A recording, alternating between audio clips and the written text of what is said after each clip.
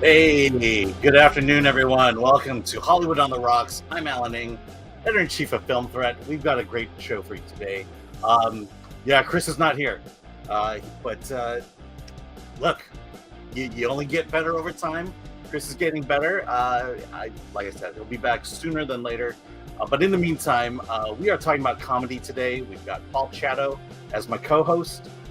We also have two movies to talk about. I don't know why it's not on the tip of my mind, but we're going to talk about Velma Season 2, and we're also going to talk about Star Wars Tales of the Empire. I have seen Season 2 and got a little bit to say, but it's pretty much the same. So with that, let's get this show started.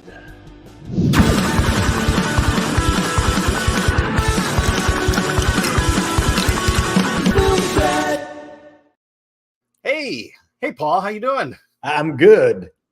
Finally, we have. If I can get the special effects to work. There we go. How festive. Mine, I have nothing.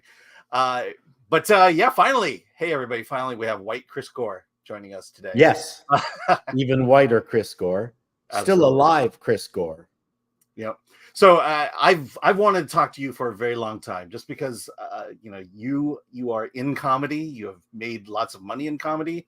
I have only made a little bit of money in comedy. And I think this is one of the few occasions where we could talk a little bit of shop. So I'm pretty excited. I'd love to. Yeah, absolutely. But let's do one news item, and then we'll get into what we're here for.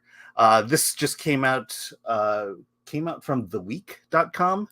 And it's we always have to have an AI story. So let's start this one off. I can find everything. I know how this works. And we have a banner. All right. So this is a debate surrounding AI used in the movie Late Night with the Devil.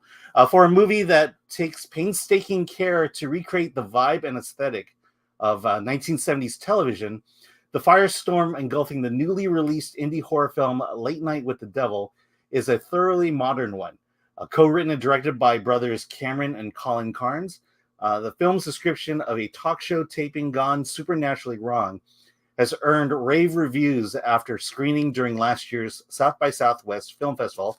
And I was at that screening, and I can tell you it was quite a movie and quite an experience. But since its wider debut this month, many viewers and critics have focused less on the film's practical effects and chilling narrative than its use of artificial intelligence generated images during key moments of the story.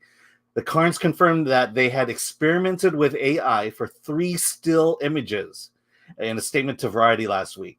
The stills were edited further and ultimately appear in brief interstitials in the film.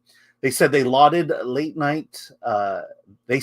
while lauding Late Night with the Devil's amazing graphics and production design team, the use of AI art has still been enough to sour audiences. Letterboxd user Base Gizmo complained that they can't enjoy the amazing performance and clever ending knowing that the film contained AI art. Variety said, crediting the review of having kickstarted the controversy. Yeah, I can hear you. I take issue with the phrase the use of AI art has still been enough to sour audiences. So one guy is an audience. This is the thing that bothers me about the internet, social media, is that someone could say something on the internet, and it appears that everyone is saying that on the internet. I enjoyed Late Night, except for the fact that Eve from Stellar Blade's ass was in it, and I was completely offended by that, and that completely took me out of the movie. Yeah, I mean, you need some realism, and ass that big is not real in your dreams. It is an Asian ass, though, and you should be an expert on that. Yeah, considering that our culture is not known for our asses. That's true. So let's talk about the many aspects of this one story here. I think it is laughable that part of me is I can't. This controversy just doesn't feel like a controversy to me. especially No, when. I think it's, well, first of all, the fact that they used it for a few stills, I think is pretty minor. I think just wait until AI is used for B-roll. Mhm. And from an independent movie producer's perspective, you're just trying to get a few people walking around in Moscow or something like that. I would use AI in the drop of the hat rather than, Mhm. you know, paying for really expensive stock. Yeah, I So mean, it's going to that's happen. That stuff is going to happen. I mean, I think this points up the real controversy here, especially when it comes to Film Threat and our ever loyal devotion to independent filmmaking. But it is, is it wrong for the studios to do it, but for independent filmmakers to use AI? It's almost a necessity at times for indies to have to resort to basically cost cutting measures. Uh, Well, part of the challenge too with film is that film has always been a technological product. People, go, oh, we're just threading a film through a camera and then you're shooting it. Technology has been deep in film production forever. mhm. And now it's gotten even more digital it's even got more technological with the changes to microphones and LED lights and the different cameras that you can use. I mean, this camera here, I could shoot a movie with it. Mhm. If I knew what I was doing, and I do know what I'm doing, I could actually shoot something with this. But you have to have some expertise in terms of how to light it and what your backgrounds are and everything else. You do need skills to do it. So the idea that you wouldn't somehow incorporate AI would be against the ethos of everybody who is really jonesed on technology. Yeah. It's a nerd culture. Mhm. Movie making is a nerd culture. Yeah, it is that guerrilla filmmaking that indie filmmakers Yep. are known for. Yeah. And it's cheat. Indie filmmakers have always been hacking and cheating the system. Uh, Yep. and AI seems to be part of that. But I think let's play devil's advocate now and say and talk about the fact that you're taking someone's job. Someone's not getting hired to do this. And I think that is the biggest fear, is that And artists are now being replaced. so that I think is a legitimate complaint. Here's another area which I think is probably not problematic as long as you got the approval of the actor and you probably pay them. Is, let's say you're doing some looping Mhm. and you use AI to duplicate their voice just to get 3 words in, so they don't have to fly in from Africa. You think they're going to say no, fuck you? I Right. mean, but you've got to be open about it, transparent. You even pay the actor for not coming in, but you're still using AI as a convenience. What's wrong with that? Right. Yeah, it's one of those where you give an inch and you get a mile. It's Yeah, oh well, we did 3 words. Why not a whole monologue? true. Yes. No, that's a good devil's advocate point. Replacing actors, I don't know. I mean, there's just things that I would never do. Mhm. I don't even like the idea of reproducing Bogart for a movie. People are Yeah, going to be doing that. We're going to get yeah. old actors that will be scanned in, and they'll be able to, we'll be able to redo old movies. Well, there's that ever elusive James Dean movie that we're being Right. promised, and I don't know. It ultimately it comes down to I think right now I think audiences are so sophisticated that we know when AI is being thrown at us. Uh, and I feel like even telling us ahead of time, saying that this is the James Dean movie, and just knowing that it's not a James Dean movie. Well, the bigger problem is that it's still copying, Mhm. and we don't need more copying. Like, we just don't. We don't need more sequels. We need brand new IPs. We Yeah, need more comedies, just regular, straight up comedies. And AI is not going to help you with that stuff. It's going to yeah, help. AI will help you with sequels and copying. That's what AI does. So Yeah. Stop trying to copy shit, make up new shit. Yeah, absolutely. I mean, the times I have played around with AI, the sense I got was it basically replicates. I think Script Doctor called it artificial simulation. It takes it takes what's been done and makes something out of that, as opposed to evolving or elevating the art form in any way. Well, here's an example. I'm going to be using it soon in a video. I came up with a routine about the fact that Gen Zs and Gen Alphas no longer have any references that are relevant to me. So I'm doing a fake stand-up routine, and with lines like, how about those dial-up phones, eh? And I needed a picture of a Gen Z audience grimacing. And I went to my AI app and I said, Gen Z audience comedy club scowling, and I got it. And there's just no way, unless I hired a crap ton of people to go into a small comedy club and sit there grimacing, I would never have gotten it. It's not absolutely perfect, but I actually like the fact that it's not perfect because it's obviously AI generated. That's actually part of the joke, right? So every time I do one of these lines, I'm going to cut to, and one of the jokes is these, let's go back to the 70s, my life in the 70s. Oh, that's really good shit, man. Oh man, that's really, really good shit. Now, my life now. Oh, that was a good shit. Oh, that was a really good shit.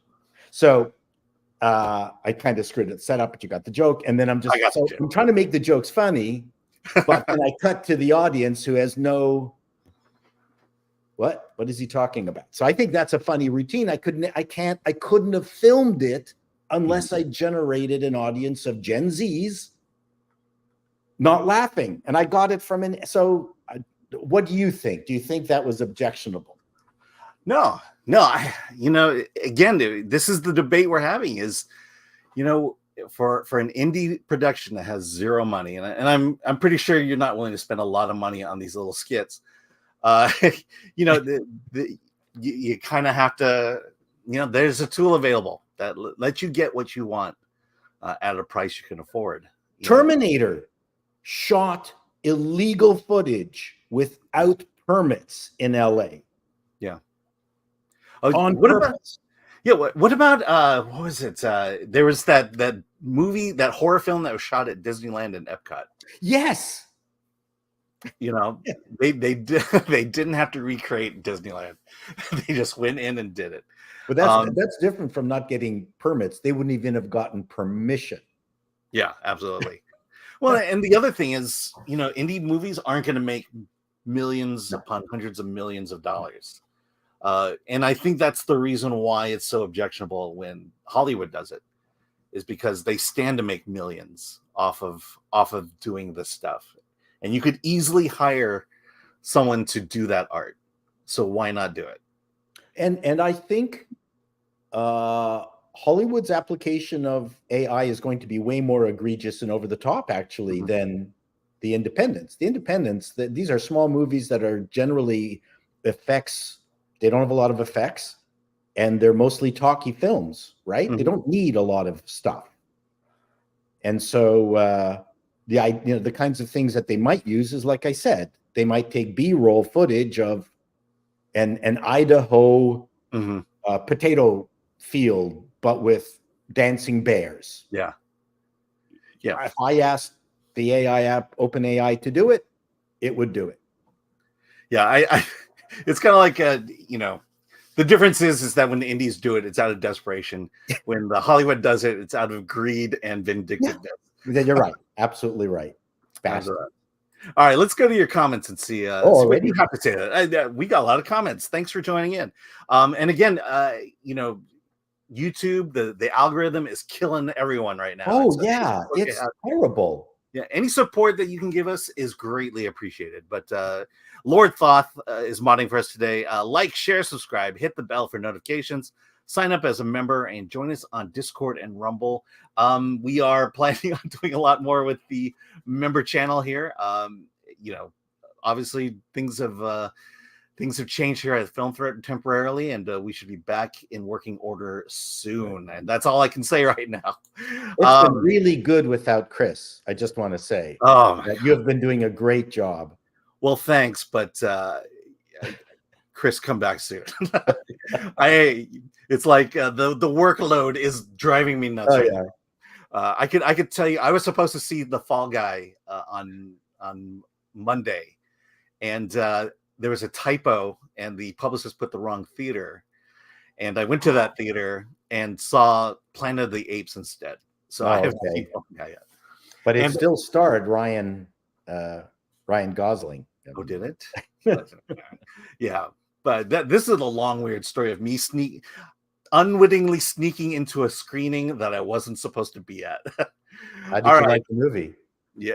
Oh, I can't say too much about it, but I'll just say the movie is actually not bad, especially the first 2 acts. Okay, good. But that third act, I think people are going to either be okay with the third act or really hate the third act. Okay, that's too bad. So I'll just, but the first 2 acts sets up something really interesting. Wow. And I was into it. All right. So from D Goodhart, Late Night with the Devil was awesome. That's right. It was. And yeah, I knew it contained AI art. And yeah, I'm a professional artist for a living. There was a complaint this was just a complaint about something. I agree. That's what the internet does. We have to complain. From Funk Butter. The classic AI debate. Premix paints are killing the art form. Real artists mix their own paint. Not just that. They grind their own paint from pigment. Yeah. That's what real artists do. All right. This stuff also in tubes is for pussies. Absolutely. Also from D Goodhart, the movie was amazing. Late Night with the Devil and Sasquatch Sunset are my favorite movies this year so far. Wow. Have you seen Sasquatch Sunset? I've heard of it. I haven't seen it, but okay. I hear it's really interesting. It's really interesting. No dialogue. Absolutely no dialogue, and it's only the 4 Sasquatch in the movie. No one. And there's a Canadian film that had that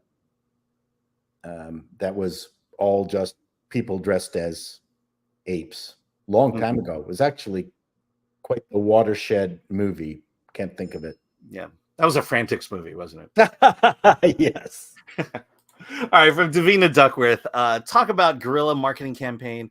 There's no thing as bad publicity. I thought the guerrilla marketing campaign was a joke for one of the. No, they spelled it wrong. Davina spelled it wrong too. Would it spell it wrong for that? No, but I mean, still, it's a verbal joke. Yeah, there we go. From Red French Moon for €2. Thank you for that. Hello, everyone, and viva Filmflit. From Don Mac, sorry. What bothered me about Late Night with the Devil was not the use of AI, but for constantly breaking the found footage concept by showing lots of scenes that in no way would have been in that footage. Yeah, but I appreciate the attempt to try to just be that found footage, but they had to extend that story so you knew what was happening. So I get it. From G-Man for $5. Thank you for your support. A crappy artist might lose their job, but a quality artist will still have work. How true is that still today? Do real artists? I still think about a lot of writers and directors not working right now. It depends on the level. I think the problem is we're getting the middle class is being wiped out. Mm-hmm. If you're at the very top of your game, you're always going to be in demand. Absolutely. It's the really good artists who are in the middle that are getting wiped clean. Yeah. And you're right in the sense that the people who are working today are the top of the heap there. All right. The Introspect M says it's never wrong to use AI, period. Okay. And Jimmy Francis asks, do you mean instead of purchasing stock footage, will it be cheaper than buying a few shots? Yeah, I mean, Yeah. AI is like what, $10 right now, 10 to 20. No, I'd say $20 to $30 right now for a good service to give you B-roll footage, give you stock footage. I think you're spending around 50 to 70, depending on the subscription service, and then depending on the footage you're looking for. Well, some of the stock services are now generating their own AI footage to sell themselves. Yeah. They're making it part of the library. Quest for Fire was the name. That was cavemen, not apes, but Okay. Quest for Fire. That was. It took me a while to recall the movie. I remember Quest for Fire. I just, was it okay? It was a Canadian production. I don't remember it being as a Canadian production. No, it was pretty good. Yeah. No, absolutely. All right. Bill S. Preston Esquire. Lower budgets mean more movies will be made. This means folks are going to lose work. The work will change. I think we talked about this on Monday a little bit. We touched on it briefly, but I don't know how these $200 million movies can sustain themselves. And I think the salvation is in the lower budget movies. You can still make movies now for 30, 50 million. You can make it even lower. And I think we're seeing that retraction back down to where these the budgets are around that 50 million, 75 million. The issue is that the studios seem to have lost the ability to do those films and good versions of them is the problem. The lure of the $200 million film was when they were working, and you can see it from their perspective. Wait a second, we can do a couple to three $200 million films a year, make $1 billion each, as opposed to the usual schedule, which used to be 24 to 26 movies a year for every studio. Managing that is way more overwhelming to a bean counter that says we only have to do 3 of these and we make the same amount, if not more money. You can see the attraction to that. Yeah. And I think the difference was then you had a secondary market, a viable secondary market. Oh, yes. And here, I mean, it's not my realm of expertise, but the streaming market, I can't imagine you're making a whole lot of your money back, at least from the studios, to the point to where they would. Although I think that's going to change. I mean, I just got my notice from Netflix that for 40% less money, I will get more services based on the ad-supported version of Netflix. So everything is becoming cable. Netflix knows that their saturation. They cannot add any more people. Really, not to the level that allows them to spend the money that they've been spending it.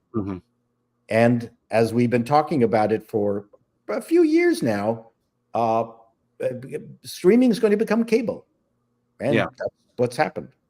Yeah, it's weird because I think you guys were talking about this on Midnight's Edge on Monday, but it's gotten to the point where I'll go to Netflix and I'll scroll through and be so overwhelmed I don't watch anything. Correct. And there's so much on there now. Netflix seems to be killing it in the sense of they're definitely wanting to dominate the streaming market. Whether they can produce quality work from all that, their production side of things, that's another question. But in terms of they've got the market share. Yeah, and I'm telling you though, that J-Lo Atlas show, that's going to kill it. That's really going to bring in a ton of people, right up there with Mustafa. I know. I can't. Disney. They're going to be neck and neck for, people wanting to go see J-Lo as a mech pilot. Yeah. Well, hey, Disney, you can watch The Chosen on Disney Plus now. Yeah. I'm going to sample that.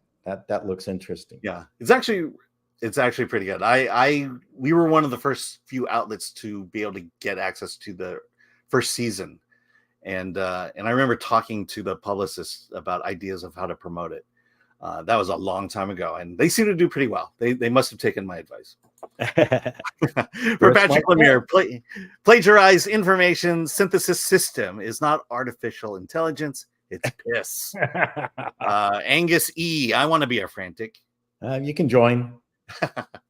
Yeah, I was just watching a couple of episodes over the weekend. Oh, thank you. You guys are Those very are silly. fun We'll shows talk to about. do. Yeah, we'll talk about that in a moment. From Rumble AD Ellis, the people who hate AI are the elite who control the power structures. It is directly involved in tearing down. You know that's the thing that I found is that when we lowly people figure a way to hack the system and do something that the Hollywood system or what the elites can do, they go after us. And Interesting. the biggest example was I used to drive Uber and Lyft in the early days, and we were actually doing pretty good. And I remember the battles with the taxi companies that were going on. With everything that's being said about ride sharing now, the battle was taxis and unions, and and it just seems like anytime one of us figures a way to be true competition to the elite, they have to figure a way to take it down or make it. Absolutely, especially when it involves money. Here in Toronto, it happened organically, but you had taxi licenses, and then people would buy up licenses and be offshore licensees. Okay, and then they would have taxi drivers who couldn't own their own license because they've all been purchased. There was a finite amount, and those taxi licenses could be sold for $50,000 a piece or something like that. So those medallions, yeah. So and then Uber and that just killed that, which was great because the people who were bogarting those licenses were assholes. Yeah, absolutely. And we could talk about food trucks and trucks. Yeah, because it was just people being inventive, entrepreneurial, thinking, hey, we could cook a meal, we could serve food in a food truck, and then the government saw a money making opportunity at this point. That's right. Oh, you might someone might die of trichinosis from your French fry truck. Exactly. All right. From Andrew Cram, gifted 5 Filmtech memberships. Thank you so much for that. And Big Blue Dog, shout out to Alan for doing a great job holding down the fort. Chris Gore, great hair, has been sidelined. Yes, I come back, Chris. All right, and then finally from the Plunge Cast, yes, lots of love. $2 New Zealand. Sending love from Chris from New Zealand. I'm assuming that's New Zealand. Yeah. All right, let's move on to the next topic here. Just give me 1 second as I scroll around, and let's do it. Yeah, you got to keep up. Yeah, got to keep up. Keep it up. Rock it hard. Make it work. And make it so.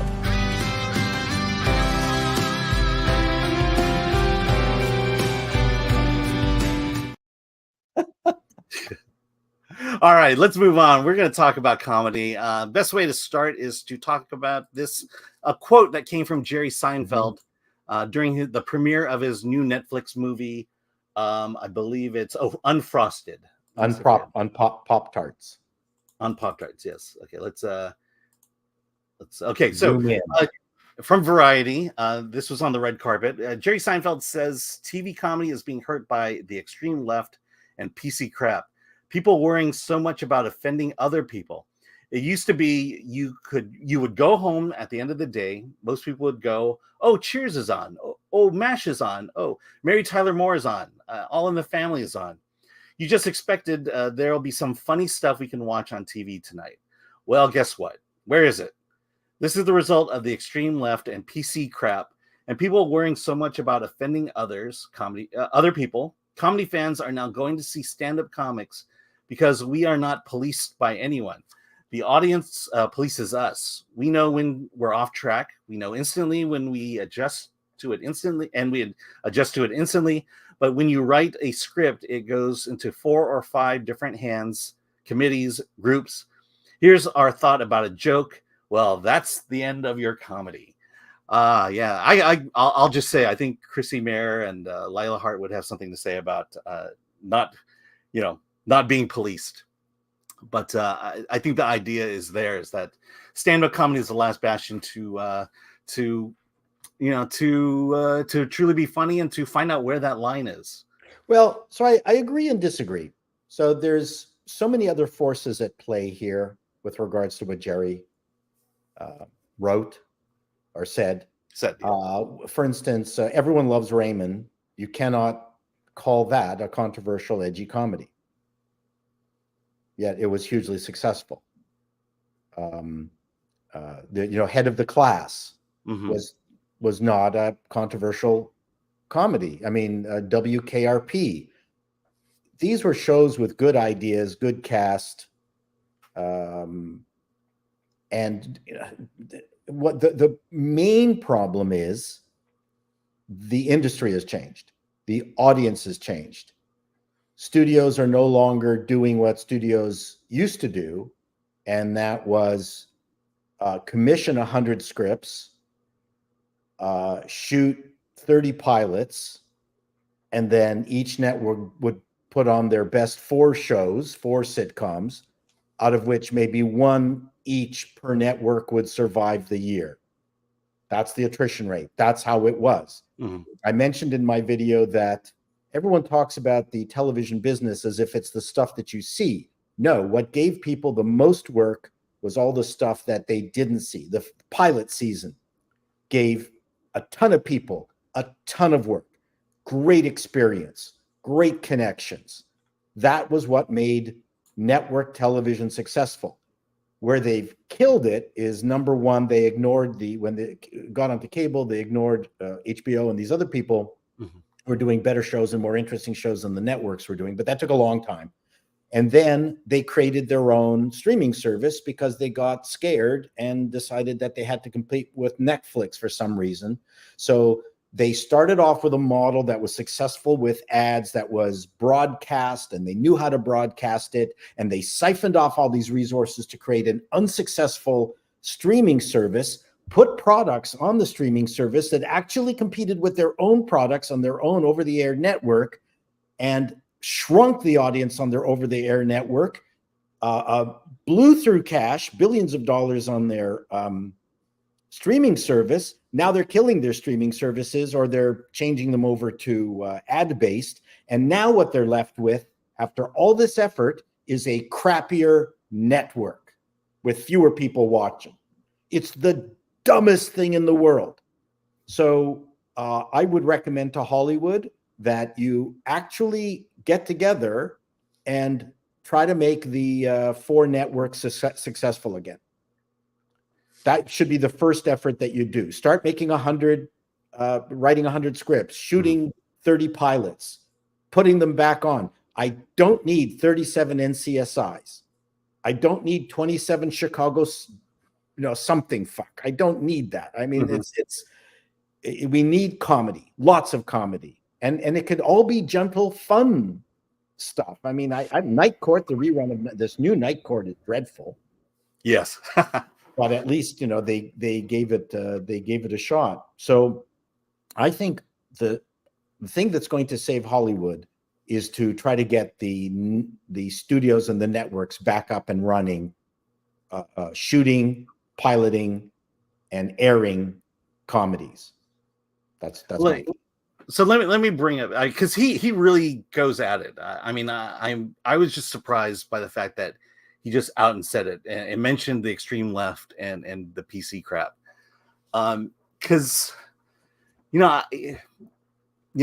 can get into a philosophical debate about comedy here, but to me, when I've approached comedy, what I like finding that line. I like tippy-toeing right up to that line and maybe crossing it in a way that you wouldn't imagine. And I feel like that DEI and PC and woke, we've kind of it's like, here's the line, now move back 100 yards. Sure, but the comedies I mentioned, Family Ties, it's not going to fall under the auspices of DEI. It's apart from the odd joke. Listen, Hollywood has always interfered with everything. The greatest, most feared line is I just received network notes. It's always a joke, always has been a joke. And 80% of the time they're horrific. And the way you deal with it is you send a note back saying, wow, this is fantastic. I love the changes. I'm putting them in. And then when they come back down, you say, I've put them in, and you haven't done a thing. That's how you dealt with network notes. So that's always been there. MASH would have been controversial. Mary Tyler Moore, in its own way, was very controversial. There were things that people didn't like on it. Taxi, maybe not so much. So I don't think it's an impediment. I mean, obviously, Jerry Seinfeld show had some unbelievably controversial moments, and good for him. I mean, Larry David and him pushed the envelope, but we don't have to push the envelope for comedy. So it's not necessary. You need the variety. I'd say you want a few shows that are like, you'll never get Married with Children, for instance. Yeah. Well, yeah. Oh man, that was a good one. So to his point though, what is it? When you write a script, it goes to 4 or 5 different hands, committees, and groups. What you're saying is that network notes has always been there. Network notes have always been, the rare occasion where they write, but most of the time it's just their fear of sparking unnecessary controversy.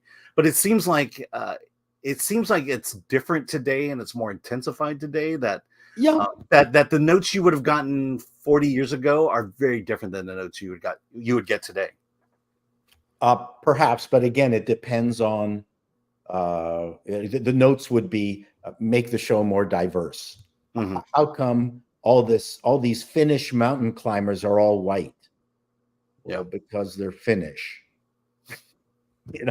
How come this 12th century Scottish battle scene has no Asians in it?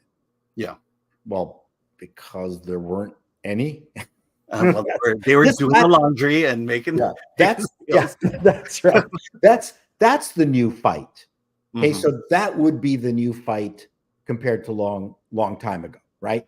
That would be the addition to the stupid network notes. You're now going to get, where's the trans kid? Right. All right. So let me added bullshit. Okay, let me put a pin in it there, because I want to transition into dig into that a little bit deeper. Speaking of trans. Yes. Let me pull the screen off. There we go. Let's go to your comments and super chats from Robert Kearney for $4.99. Great to see you. Great to see you on Film Threat, Paul. Hope Chris keeps improving. Absolutely. And Alan, you're a pro as usual. Yes, I fake things well. From Phone Punk, Base Jerry. Yes. Pilgrim Media. Well, I think Jerry is just pointing out the obvious. I think that's what he's trying to do. Again, the other thing to remember is that the most popular shows right now are on streaming are the old series from the networks. They're reruns. Yeah. So that's the irony, is that we need to get back into doing 24 shows a year. Well, and of the quality of those old shows. And I think you need the Rockford more Files. You can't complain about the quality of the Rockford Files. Right. Exactly. And the other thing is, you need people like Jerry Seinfeld to just come out and say it, and not worry about the backlash, not worry about what Clown Penis 69 will say about you. Absolutely, but we're also missing people like Stephen Bochco doing L.A. Law. What a smart show that was. Oh yeah. Or I remember talks about Stephen J. Cannell, who did the Greatest American Hero. And the network, I know he wrote them all. The man was a madman, and they hated his shows. They hated his show, but the shows made him money. Yep, and that's the only reason they gave him the shows that he did. But the networks also hated Mid-America shows like Hee Haw, and what was the one with Andy Griffith where he was a lawyer? Oh, Matlock. They hated. They hated those shows. LA didn't want to be associated with shows that Middle America liked. Beverly Hillbillies, they hated it. That's a brilliant show. Green Acres, brilliant, surreal show. That was a subversive show. You watch that as a kid, and then you watch it as an adult, and you go, "Whoa, this was subversive." It was progressive in their No, time. it was weird. All right. From Pilgrim Media for $2. Taxis in Virginia? Virginia are controlled. Oh, I'm sorry. He's talking about the taxi industry. Yeah, not The the taxi not industry the in Virginia are controlled by state police. FYI. Okay. Yeah. Yeah. Plungecast. We need more edgy comedies. No, we need more comedy. Mm-hmm. We need just things that make you laugh. Okay. We'll talk about that in a moment. I can tell you a joke that isn't controversial that will make you laugh. From Patrick Beard for $6.99 Canadian. I don't know how much that's worth, but the Frantics are on. Yeah, boot to the head. Yes, that's I saw that one over the weekend. From Box Samsonite. So now that Jerry said it, everyone has to apologize to us now, right? Actually, I don't care about crybabies apologizing. We're good. You know what's interesting about Jerry Seinfeld saying this? It just dawned on me. If you've watched his stand-up, it's the most MOR stuff that of many stand-ups you could watch. Mm-hmm. Yet he's defending his TV show, which was much more edgy than his own stand-up, which I think is funny. Yeah. I mean, he's no Louis C.K. I saw Louis C.K. live, and I'm going, okay. Oh man, where is he going to go there? Yes, he did. Okay, thank you. Are you saying that the shows were more edgier than the stand-up? Yeah, the shows were more edgy than Jerry's actual stand-up routine, which was very gentle. Because I think Jerry's stand-up is very personal. It's his experience, and by doing the shows, by bringing in Elaine and and the others, that he's able to expand his observations of life and embody that into those other characters. True. And plus, he had Larry David writing with him. Mm-hmm. Yeah, absolutely. Did I? Yeah. Okay. Yeah, that's right. I got it. Sorry. From Andrew Cram, I want another Mel Brooks like comedy.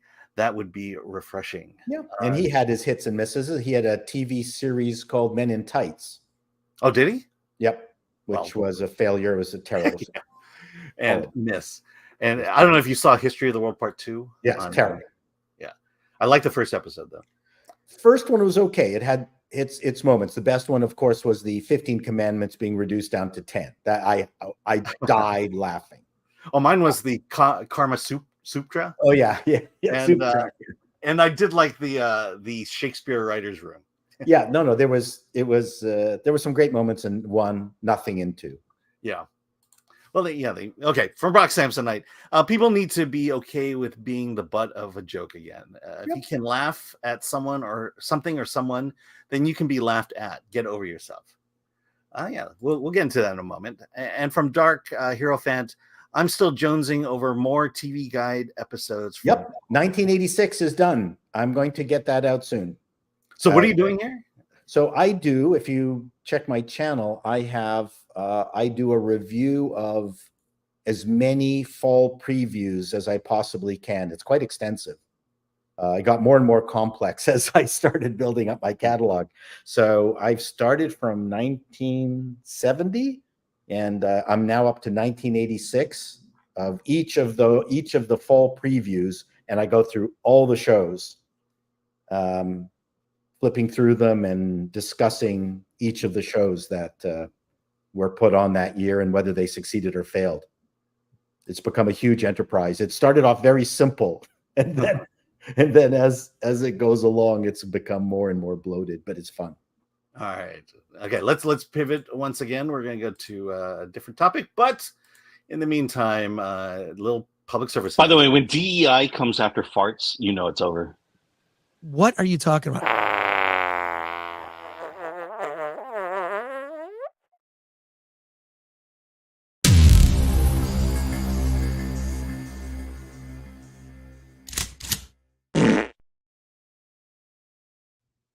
All right. In my appalling news channel, I just did a bit on a horrific DEI drifting company called Unlearn.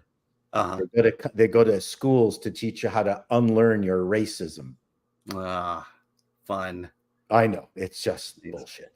Yeah, it's a grift. I mean, you realize if they succeed in their mission of ending racism, they'd be out of jobs. Well, their goal is to never end their program. That's really the BS of everything. I have asked many in the DEI field, do you measure the initial problem? What's your plan to fix it? Do you put in a timeline as to when you think completion is going to happen? What do you believe represents a success metric? Yeah. 20% change, 30% change. What are you talking about? And I've not gotten a single response back from anybody, because the whole goal is to go on forever. Yep. We got to keep us at odds with each other constantly. Correct. And if you can make money doing it, congratulations. More power to you. They do. I remember the debates in San Francisco, because San Francisco wants to offer reparations. And they threw a number out, and they freely admitted that this is a starting point, but it's still not enough. And I was, and when the talk of reparations started, the question I always had was, so if we pay reparations, then racism over? All right. Yeah, as a Canadian and a non-person of color, I think it's a dangerous topic for me. So I don't know if you saw that, but yeah, we just had an earthquake. Oh, was that really? Yeah. I thought it was another fart. I know. It was, I don't know. It's probably a 4.5, which... the most interesting statistic I heard, and I don't know if it's true or not, that the African-American population in the U.S., the GDP, total GDP, is greater than that of all of Africa. Interesting. So I went, okay, while no one is going to disavow the suffering many, many people went through, which is legit, how many African Americans are going to go back to Africa? Or not go back, but that was a rude thing to say. That wasn't my point. But, who's going to substitute their lives? It was a very interesting stat. But I'll leave it at that, because I am no expert. Yeah. By the way, our producer Lori confirmed that there was an earthquake, and she's picking things up right now. Wow, that was a pretty good jolt, though. Actually, yeah. Let me make sure. Okay, so that's why. You feel okay? Do you need to run out of the house or stand under a door frame? Yeah. Let me just yell at my wife for a second. Are you okay? Okay. She's fine. All right. Last time there was a time where an earthquake happened. I didn't feel it, and I got in trouble because I didn't call. Okay, let's talk about it. So, Glenn, this is the point where you start this next subject. But is comedy dead? And the one area I want to kind of talk about is the idea of being offended and the idea of punching up and punching down. So before we get into that, can I do a lead up? Sure. So comedy obviously isn't dead. It's never going to be dead. There's always going to be court jesters out there who want to make other people laugh or get laid or something. There's always going to be people if there's going to be magicians, there's going to be comedians. The difference now between when I was doing comedy is that there's less of a comedy industry and fewer outlets. So in my time, the records was a big deal. Audio, comedy magazines. You had Spy Magazine, National Lampoon, the British one, Private Eye. Yeah, you could make a living writing for National Lampoon or getting onto I Spy. There was let's throw Dr. Demento out there while we're at it. Sure, Dr. Demento. So there was a industry of comedy. Nothing happens in a vacuum. You Americans think of British British sketch comedy, Monty Python. There were 100 other British sketch comedians, many of them actually well known, like the Goodies in the UK.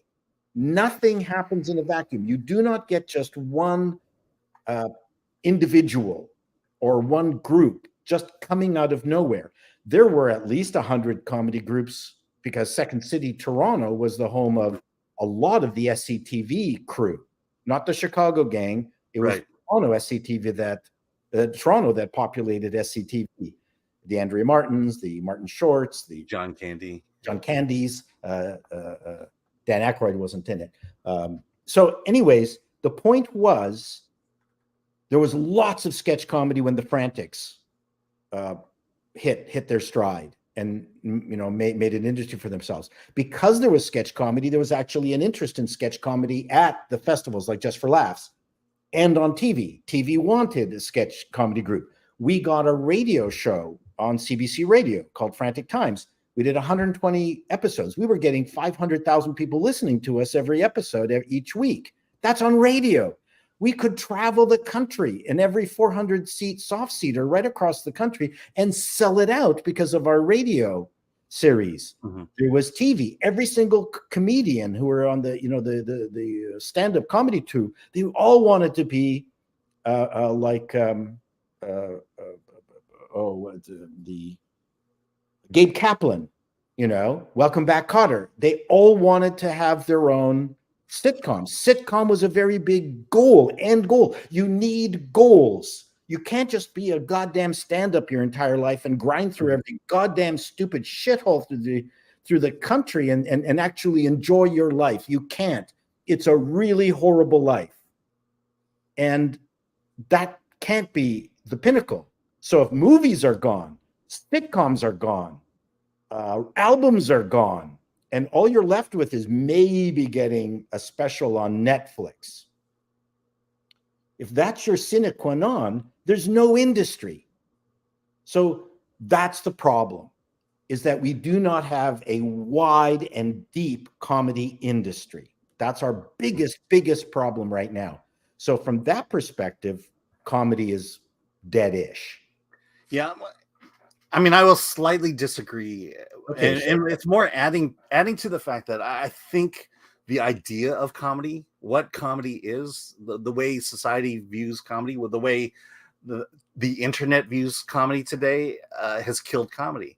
It's not funny anymore. We've lost the ability to make people laugh. And I'll give you an example. I've been doing improv comedy for 30 years. It was, I kind of blame Del Close for this, but it started with this Herald thing. Okay, I can do a Herald. And I'll preface this by saying, in around 2010, the question amongst the improv community, and I was definitely posed this question, but the question was, who is comedy for? Is it for the audience or is it for the comedians?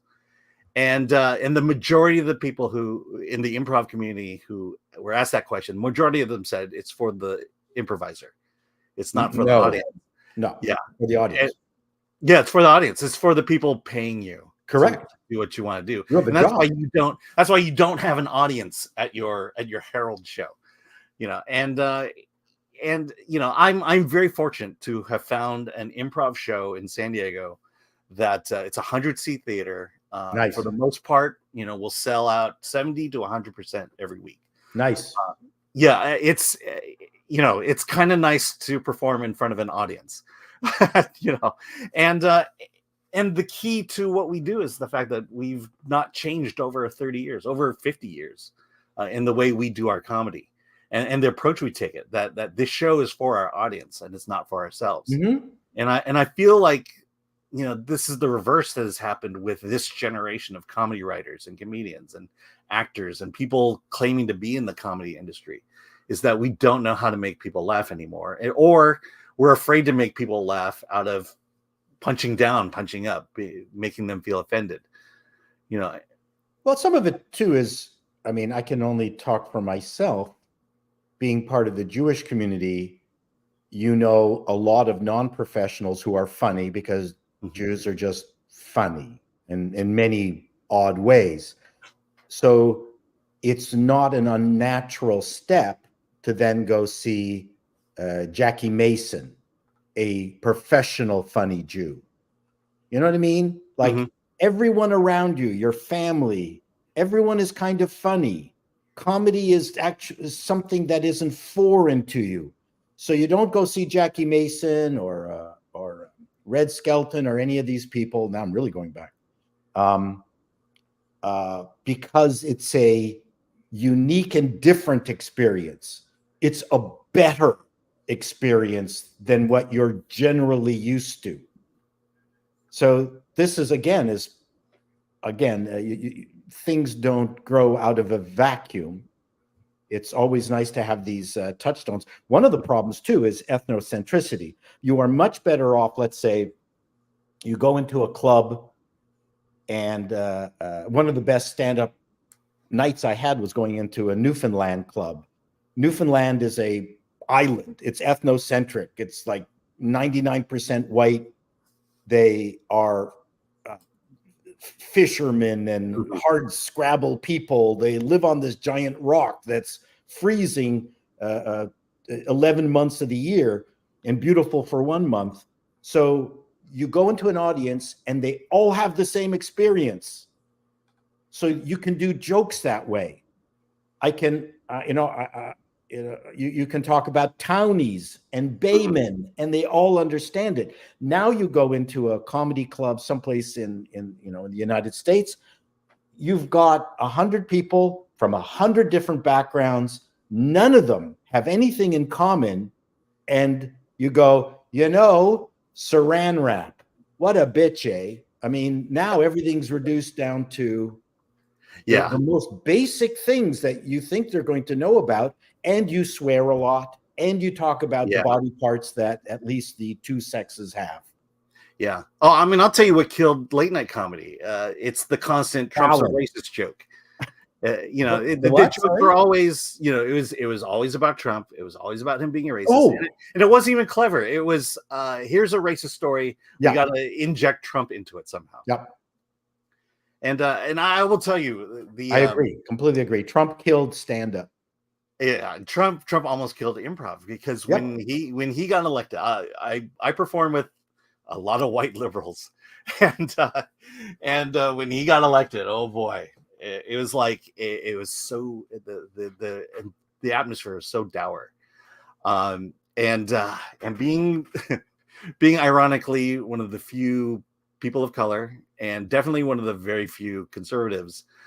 It was just a tough time to get through, and it was just like, keep your mouth shut. You're doing this for terrible. Yeah, but that's there's even there's a routine in that where one person, I mean, you're on stage and you're a bunch of sketch comedians, and one person goes, I've got a confession to make. I'm coming out. Oh my God, what is it, Alan? I voted for Trump. Oh, we knew it. We knew. I mean, there's comedy to be gotten from that. I had an argument with a very, very good lefty stand-up comedian, and I don't talk with her anymore. But I said, nothing that you're doing about Trump are jokes. All you're doing is describing the dumb thing he's doing, and then your punchline is "fuck Trump." Yeah. And your lefty audience goes, yeah. And there's clapping, the new thing where everyone is clapping. They're not laughing, they're clapping. Yeah. Davina Duckworth says, because they only receive clapter, not real laughter, but approval for the sentiment. I call it clapping. So and that's the worst thing you can have is clapping. And I mentioned to her, if you're a real stand-up, you go into a lefty audience, do a whole pro-Trump routine and get them laughing. Yeah. I mean, that's your chance to be subversive. Correct. Right. Yes, exactly right. There is subversive going the other way. So to me, I'm a contrarian. I would do stuff like that. That would be exactly because I'm an asshole. That would be exactly. Well, I mean, we're similar. I mean, that's that's often my approach to improv is to, it's to this has been my formula for comedy for the longest time. This is kind of how I base things, but it's the idea of I stand on stage and I create a scene that the audience can connect with, which is why it's about life at home, your work life, your friends, dating, marriage, all that stuff. And you just create a scene that they can connect with. And then you allow this improv game to come in and subvert that entire scene. Sure. And that's where at least the laughter in improv comedy comes from. Sure. Yeah, without negating though. Mm-hmm. Yeah. Yeah. I mean, I think that's a fine route to go. I always like going into the lion's den and poking the lion. That's I get into trouble for that. I did a bit twice. Once it worked well, once it didn't, where I went out and I said, "Ladies and gentlemen, welcome to Mystery Theater. One of you is the murderer, and the job is for you to find out which one of you is the killer. Who is it?" And then someone had a gunshot off stage, and I fell to the ground, and I stayed there for 15, 20 minutes not moving. And one time, it was just people were dying from laughter. And then the other time is, "Get off the fucking stage. Like, what's happened? Get up. Are you doing anything?" Like, then I chickened out after that. Yeah. Well, I mean, to kind of back on subject, it just seems like that we've gotten to that point where, you know, there are things weirdly, there are things you can't talk about it, and he used to be president, and well, yeah, I mean, you can be much more intellectual about it, I think, than people give other people credit for. I know in the UK, which does not have as such a respect for stand-up, being a right wing, let's call it a right wing conservative stand-up, your career is dead, because you go to a club, one person complains, and then the comedy club owner calls you up and says, "I can't book you anymore." Yeah, because one person complained. Absolutely. So it's a little less than that in the United States, because you have such a great history of stand-up. But is comedy dead? I think. I think we forgot how to do good comedy. I think we allow fear to guide to keep us from pushing the limits to find out what is funny and what isn't funny. But on the other hand, if you know how to write, you could probably go out and write something that doesn't need it. What's his name? Jim. He was a very large comic white comic who did black routines. It was just hilarious. I don't know who that is. I'm trying to remember. And he died, unfortunately. Yeah. Very, very funny guy. And I'll try to remember his name. And by the way, Chris Gore is in the chat. Did they talk about Velma yet? We're getting there. We'll get this. All roads lead to Velma, and we will. I think it's not dead. We are just missing a lot of really good venues to show the variety of comedy that could be available. I mean, we're not doing gentle movies like Bringing Up Baby or the Kind Hearts and Coronet. We're not doing The Man Who Came to Dinner. We're not doing the Arsenic and Old Lace. Yeah. What's his name? Ivan Reitman tried to resurrect the old style Hollywood gentle comedy with the movie called Dave. Do you remember Dave? Yes, I remember Dave. It's one of my favorite all-time movies. Yeah, there was even a Three Stooges remake that from the Zucker brothers. Yes. Yeah. I mean, I'll say this. I think the venues are there. I think, I mean, it's like, when was the last time you laughed? You deeply laughed at a movie or a TV show? It's few and far between. Last year, whose line is it anyway? I'm always howling at that. Mm-hmm. Yeah, I think American Fiction was the funniest movie last year. It made me laugh deeply. Great movie. Yeah, and The Holdovers, another subversive comedy right there. Yep. Yeah. All right, let's get to your comments, and then we'll get to Velma from Coleslaw Joe for $9.99.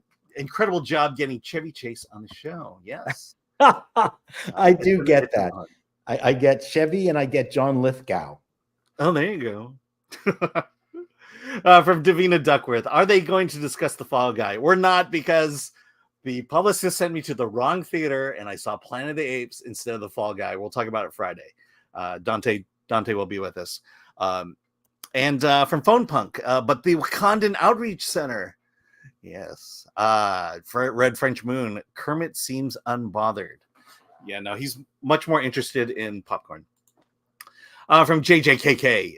Let me just yell at my wife for a second. Yeah, that was from the earthquake. The Garth Knight returns. Alan soils himself, and then an earthquake happens. Not a coincidence. Yeah. I had a burrito today. Dark Hierophant. I almost never feel them. Social media will yell about it, though. I think that's about the earthquake and about the power of social media. From Laura Buckles, a dog seems unfazed. Yeah, dog doesn't care. Patrick Lemire, what about mimes? Any opinions on mimes? What about mimes? Is it comedy? Now there's comedies like Monsieur Hulot's Holiday, one of my favorite movies. People are not grounded in comedy. Ralphie May was the name of the stand-up I was talking about. Oh, Ralphie May, that's right. If you can find Ralphie May, he is just killer. But Jacques Tati is a French comedian, a sort of silent movie actor. Monsieur Hulot's Holiday, one of his characters is Monsieur Hulot, a hat with a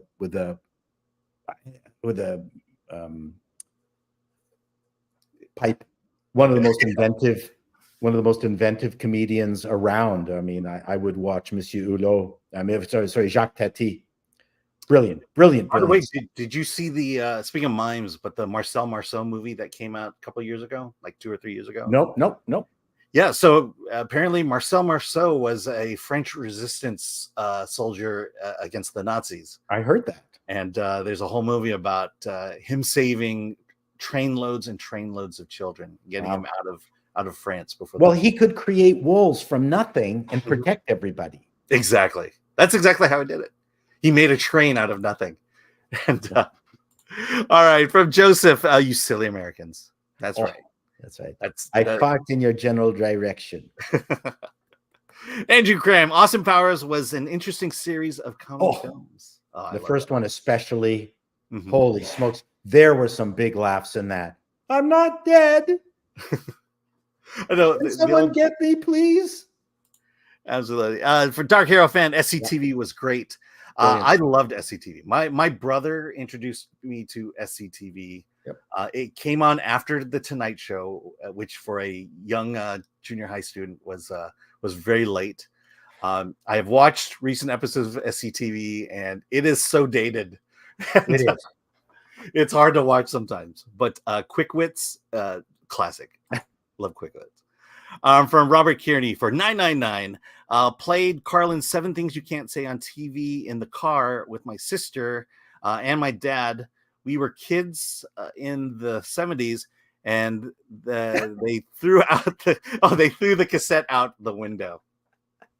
I have to thank my older brother is not a funny person by any stretch of the imagination, but he introduced me to the greats of comedy, starting with Monty Python. Yeah.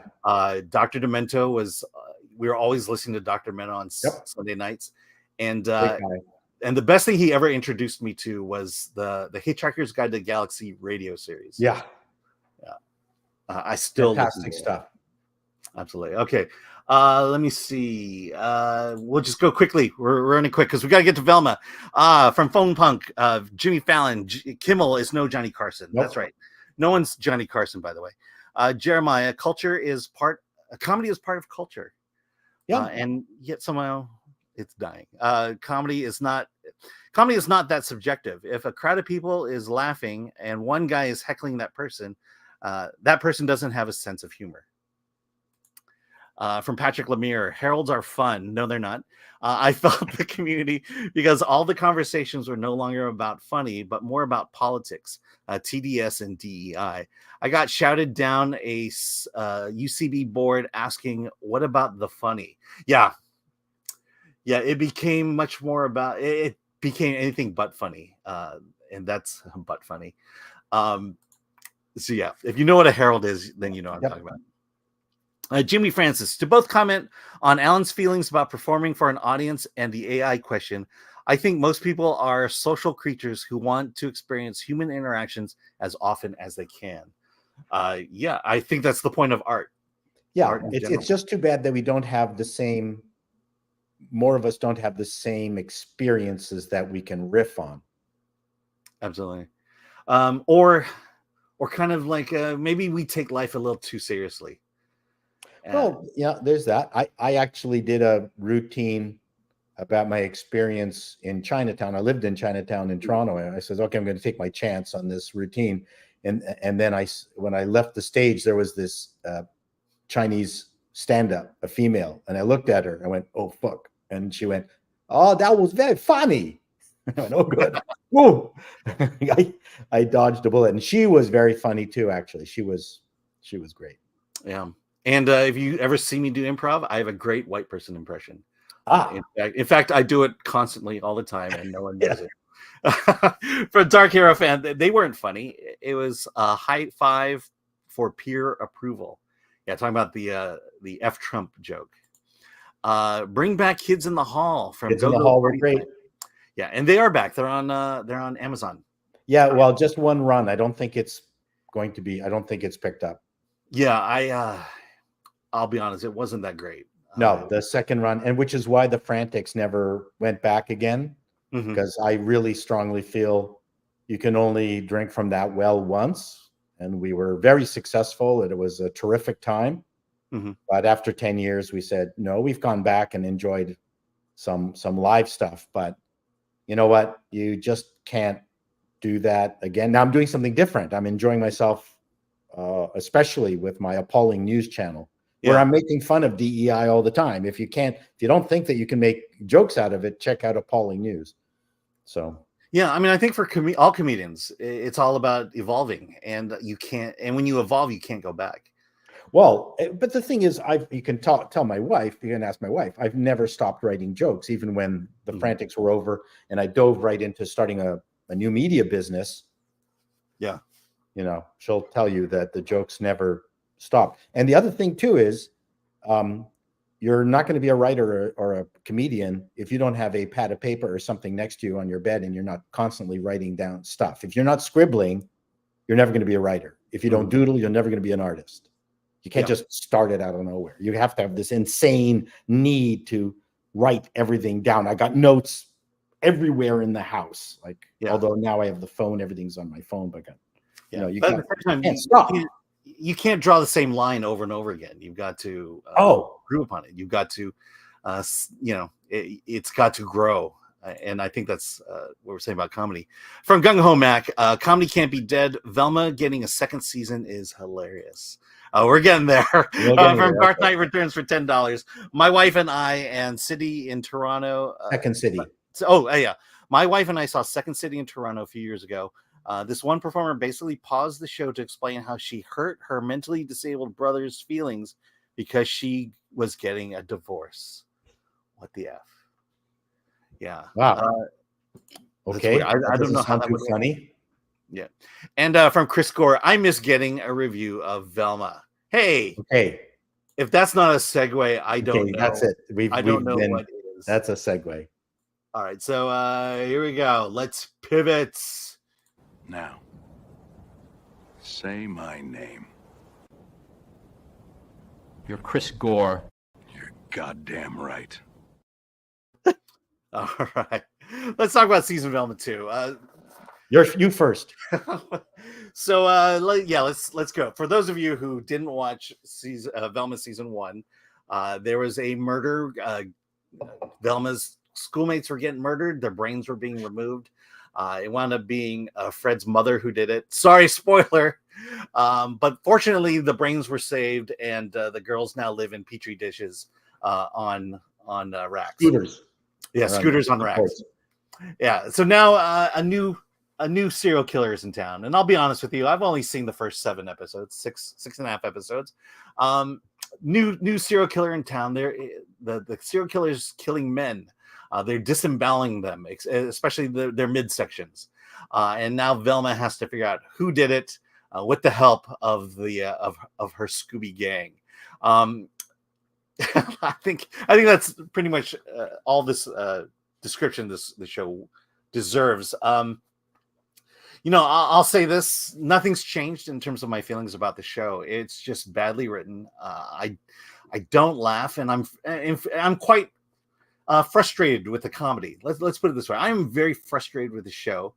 The show for me moves at a frantic rate, doesn't let you breathe, and every time I watch an episode, I'm exhausted. And it's just, to me, it's a badly created show.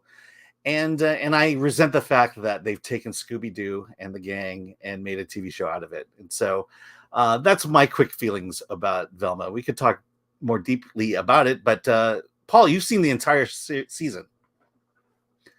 What do you think? So, I'm just going to sit here. No, okay, I'll talk. Yeah. So there's a couple things. Number one is season 2 is better than season 1. I think season 1 was horrific in terms of how mean it was. That was the main thing that I took away with season 1. It was very, what's the word about being mean to humans? There's a word for that. Vitriolic? Or No, there's another bigger word. Smarter word that would have made me seem like really smart. If I could have just remembered the word, I would have been. People would go, "Boy, he's smart." When you say mean, though, what do you mean? It was nasty. It was just nasty to humans, and it was nasty to the franchise. But I'm going to get to that because I think we have now are dealing with a trend where a lot of our favorite shows, the new shows that have come out that purport to be a continuation of the shows, are actually not. They're a completely different show. And now I'm into it now. Star Trek Discovery is not Star Trek. Okay? I mean, full stop. It's not Star Trek. The National Treasure, that TV series, was nothing like National Treasure. It just had the title. So we're now getting a whole bunch of shows that a lot of the like Star Wars stuff, a lot of the superhero stuff. They're nothing like what they came from. So from my perspective, they're just trading in on the brand, which I'll get to also with Velma. I actually thought that the writing was much funnier, much more consistent, very Family Guy in terms of tone. And if you could divorce yourself from it being a sideways version of Scooby-Doo, I could see that there's an audience for it. So I'm not going to say that it was good.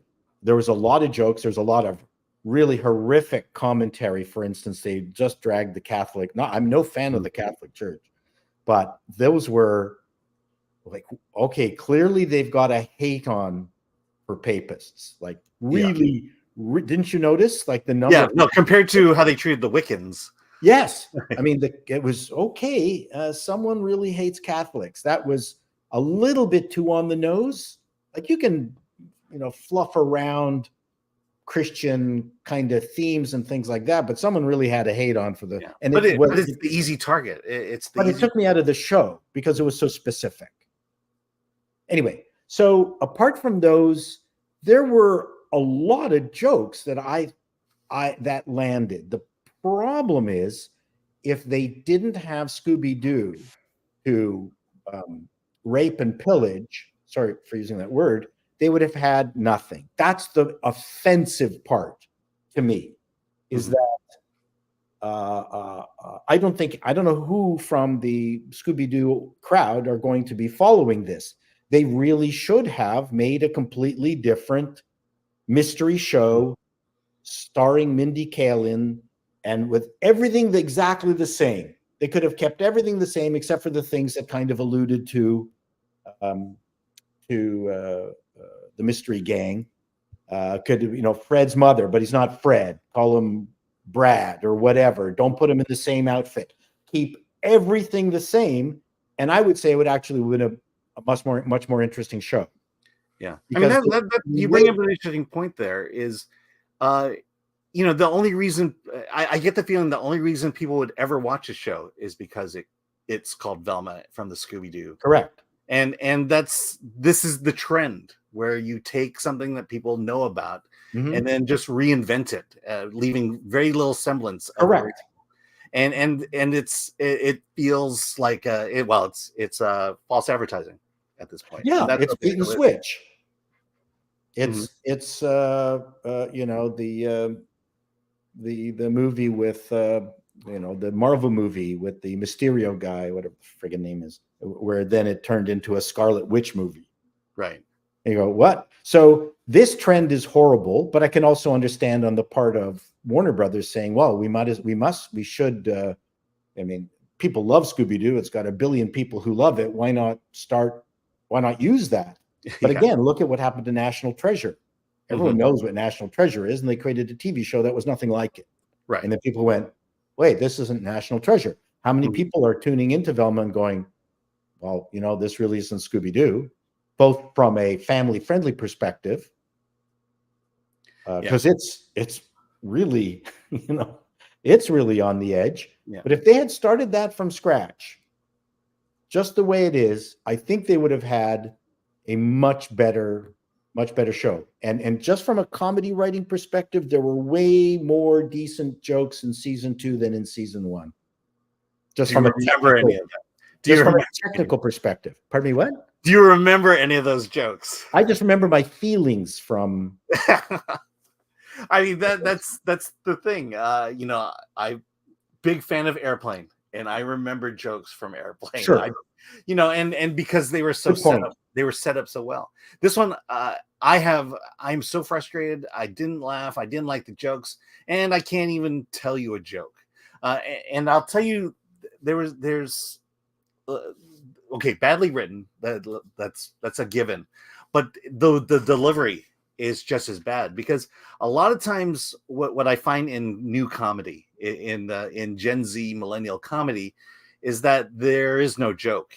They're more willing to say, make an odd comment and make, you know, make an odd observation about life. And so they'll say a line, they'll make this weird observation, and then they'll go right into the next line, which means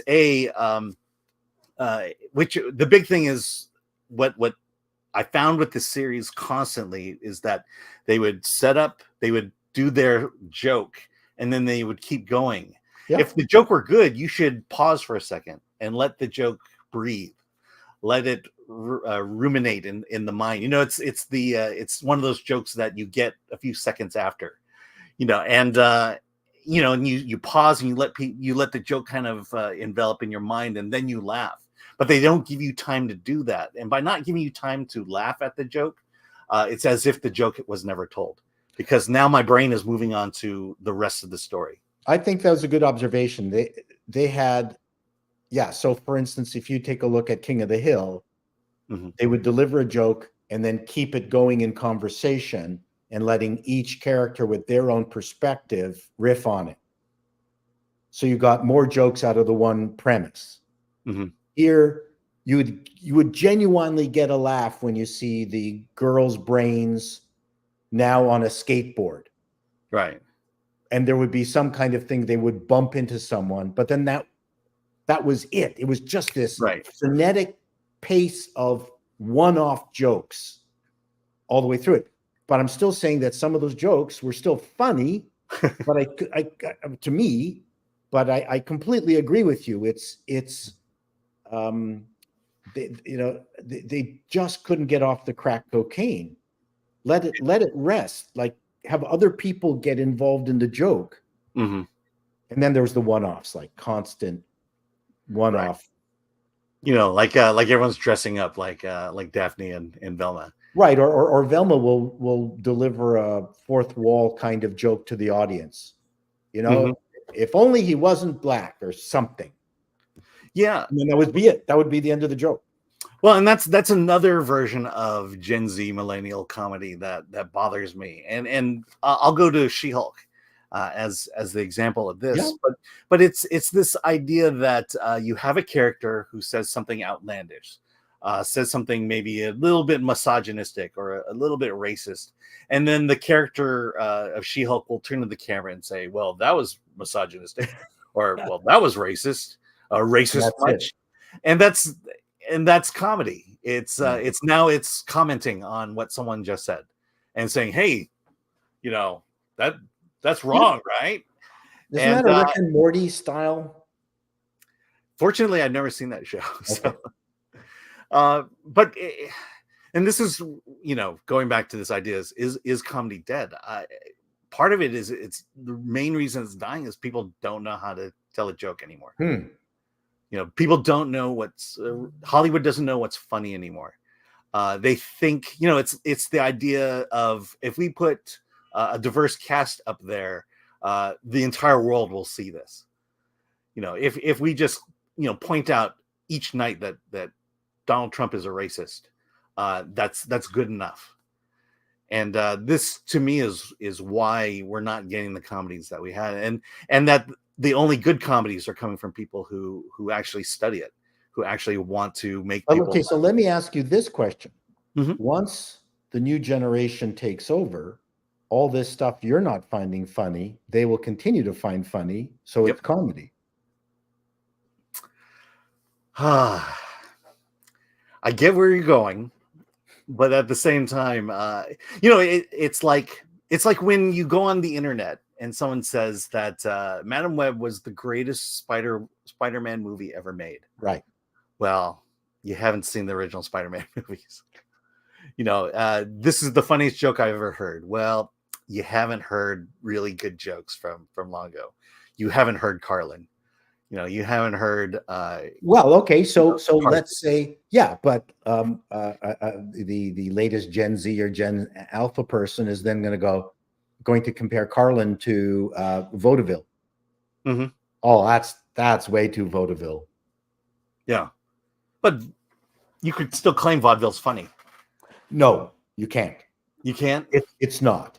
Well, you could claim that let's just say there's a lot of bad comedy out there that exists in the universe, and the ones we remember are the good ones. there's good vaudeville, but yeah, the majority of vaudeville is not good. But you're right. There's nothing from this show. Put it this way: I find a lot of the new comedy more atmospheric, as opposed to anything specific. Naked Gun, or the Police Squad, the TV show that eventually became Naked Gun. There's a ton of things that we remember, like the tall guy that was outside of camera frame, eating a banana. Where there's just tons of stuff like that. So Velma, my main point is, and I'm putting my network hat on, is that there was more things that solidified it as a thing, a cohesive thing, than the first season. It felt more of a thing that I'm going, it's not my audience, it's not for me. I don't get a whole shit ton of it, but I can see that it has its own internal coherent logic and world. Now, is there an audience for that particular world? As a network head, that would be my only concern. So would not you even have if it's funny or not? Do you understand what I'm talking about? Yeah. So let me ask you this: let's just say you strip away the Scooby-Doo and you look at Velma for what it is, for the stories it's telling and the characters it have, would you have greenlit this show? The second season, probably yes. The first season, no. The second season really did have some interesting stuff in it, including the Fred's, dead mother ghost. Yeah, that was worked in really quite well, but it didn't have to be Fred. Like I said, it could have been Ed. Right. Yeah. So I mean, this is my feeling. And of course, you know who the bad guy is. That was terrible. That wouldn't have worked. You know who the bad guy is, right? I didn't see that. Away? Yeah, give it away, because I'm not. Scrappy-Doo. Really? Yeah, that's the bad guy. That's the bad guy. Okay. And that was awful. Like, really, I mean, this is where they butchered the legacy of the series. That ultimately they decided that they did not have the guts to make their own thing, and they needed to play off of this beloved series. That's my biggest offense was that. Like, I don't know why Warner Brothers let them do it. Yeah. This is okay. So I'll say this about comedy today, and I will use the word progressive. Progressive comedy today is actually regressive. Progressive comedy. This comedy has not evolved comedy. It has devolved. You're talking about in terms of Velma. In terms of Velma, and Yeah, and I think in general as well. Well, I'm sorry. Yeah, I would agree with you. Yeah, that, and I'm finding this to be true with a lot of art, a lot of film, a lot of television. That progressivism hasn't progressed the art form; it's regressed it.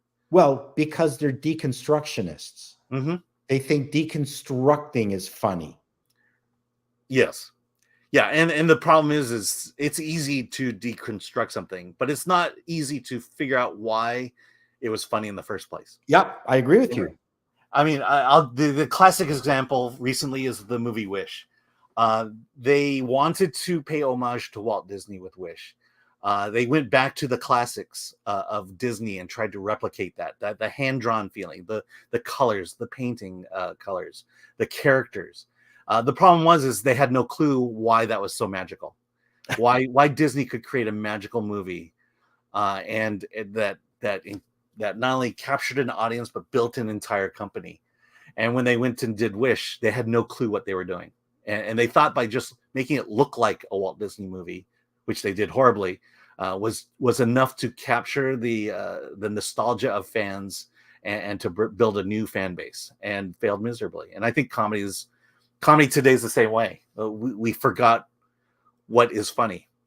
We forgot why we laugh and how comedians can trigger laughter, deeply felt laughter within the masses. I agree. And comedy has a lot of similarity to nerd culture. And Disney and his crew of individuals, I would say, would be the nerds of their time. And they were really excited about the multi-plane camera. Mm-hmm. All these things were things that they thought about. I never saw Wish, but I've seen other recent Disney movies. I don't get the sense of nerd culture at Disney. Yeah, it's weird. I'll also say this: the best CG live action movie is Jurassic Park, and it was the first CG live action movie. It's the idea of this art form should be evolving, and we can't figure out a way to do it. Yeah. Okay. Well, we abuse it. Jurassic Park, the first one was brilliant, but again, we've become more cynical as an audience. Mm-hmm. And I think, depending on our age, we are less able to absorb and suspend our disbelief when we see something magical. Star Wars, I saw that live in 1977, 76, 77. And when the Star Destroyer came over top of our heads, it was like a massive gasp. What a great way to start a movie. Wow. Well, even a few seconds before that, the John Williams score. Yes. I'm hard pressed to think of, there are great composers out there, but I don't know anyone who even comes close to John Williams. Lord of the Rings. Yeah. Oh yeah. my God. That music takes you to the Shire every time. Bang. Okay, I'll give you that one. That was brilliant. Yeah, I'll give you and that. What a wonderful opening. It's a different opening, but to just the camera pulls through the Shire, you see the people, and then you see Gandalf on his cart and he's smoking his pipe. And what a genteel opening that just then opens up a bit and more and more. It doesn't take long actually to get the riders coming after you. Anyway. Yeah. Well, I'll say this about Star Wars though, and John Williams, the fact that every character had a theme, and we know those themes, and we hum those themes. Yep. No, I completely agree with you. But again, these are people who are film nerds, who love the craft, and I'm not. And just seeing Mustafa, the trailer. Mufasa, sorry, Mustafa. That's the Arab version. Mufasa. What a horrific intro to that movie. There's just nobody there who knows what they're doing. I know, because you could have literally just recut the Lion King trailer, and you have the Mufasa trailer. See, I think they would have been better off to do Scar and find out why he turned into such an evil bugger. That would have been way more interesting a movie. Yeah. Well, the other thing for that one, I have no idea what the story is, and because I don't know what the story is, I don't care. Yeah. All right. Hey, let's get to your comments about Velma Season 2. We've got a lot of them here. We'll go through as many as we can. The Introspect M. I found Velma Season 1 entertaining enough to get through, but after episode 1 of Season 2, it just seems tedious. I found it less tedious. So each to their own. Yeah. It just could have been done better. Okay, Darth The Jaeger. animation I thought was good. What'd you think of the animation? Oh, man. Do we really want to talk about this? I'm not a big fan of that style of animation. Okay. And maybe it's because I grew up with Walt Disney. And even the old animation of Spider-Man, where they just basically use the same things over and over again. Yeah. I found that more interesting. I thought the animation in Velma Season 2 was very well done. But I'm an animation nut. I'm not, honestly, I'm just not that style of drawing of how you draw people. Yeah. I just not, it doesn't do it for me. And I will freely admit it's taste. It's not my taste. Yep. I'm gonna do that. Okay, Plungecast for $2 New Zealand dollars. As an Indian, I despise Velma. Yeah, I mean, other than the actress, how Indian is she? From Jimmy Francis, I believe Alan lost a poll to review Velma Season 1. That's correct. And now Chris just happened to be ill. Yeah, wow. Nice. That conspiracy goes deep, but now that I think about it, there's truth to that. For Jean Hu, so Velma is so bad that it's bad. Is there anything to laugh at? Well, Paul certainly. Yes, I can absolutely see it being a cohesive enough product for a certain group of people to like it. That's my point. It's not me. I'm going to be the contrarian. I'm just trying to look at it as an industry observer, not as someone who is emotionally attached to the original property. I will tell you this. The big thing that turned me off to Velma Season 2 is Amber's haircut. I'm like, I mean, I've seen this in real life and it's not attractive to me at all. And to have to watch it for.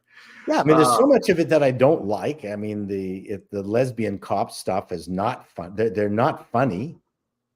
They could have been. None of their jokes landed, by the way. Yeah. And the whole running for sheriff and again, the show just moves so fast. It does. You don't have time to really understand what's going on. I mean, they're running for sheriff. I'm sure the reason came out, but it went by so fast that I don't know what's going on. And that's, there's story and plot management that's not happening in the show, and I'm constantly lost. And then to have to, and then all these callbacks to Season 1, which I barely remember, is not helping either. Fred, Evie, Ivoire, I'll just say that. I don't know how you guys can bear watching that. I couldn't even finish episode 1 of Fallout. It's so bad.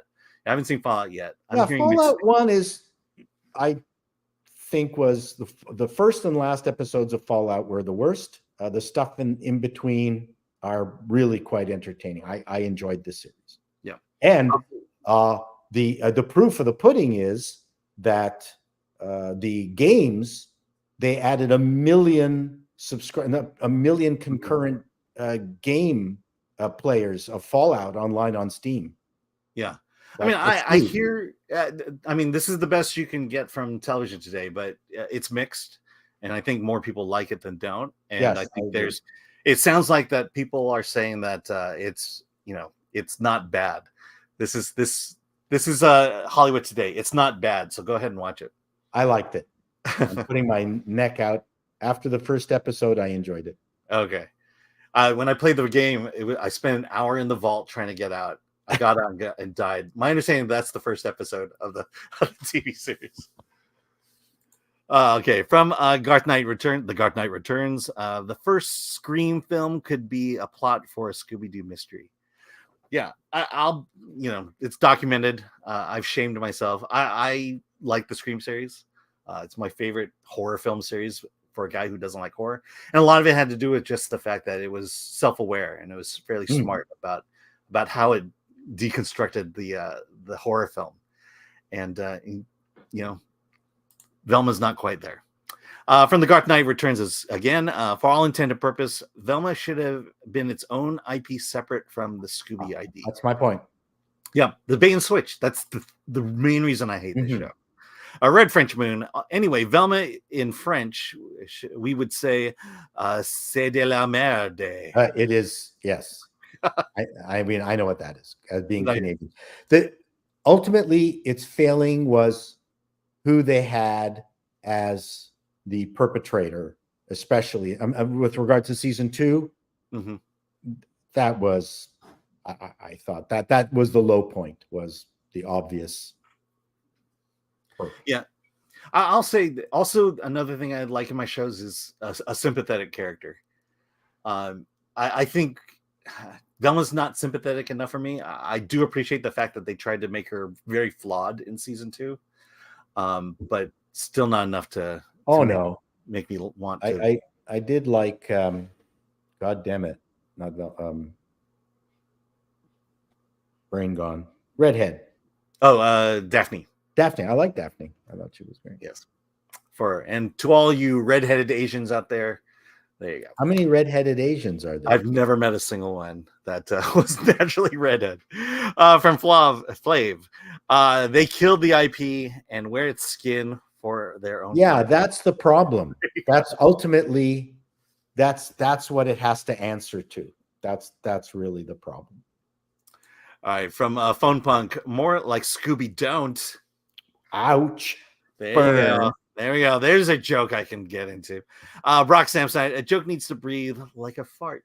That's right. Yes, it does. That's the fart is the best description of a joke. When we were on tour, there's nothing more satisfying for the Frantics as we're in the car in the travel van is just nonstop farting.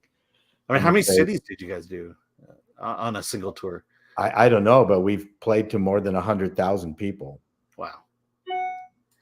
Okay. Well, I do 100 each night, so. Yes. This is cheating. Slowly but surely. Aaron Rosenfeld. Velma, you can't be serious. I am serious, and don't call me Velma. All right, Davina Duckworth. I enjoyed Scooby-Doo for its tropes more than the actual experience of the show.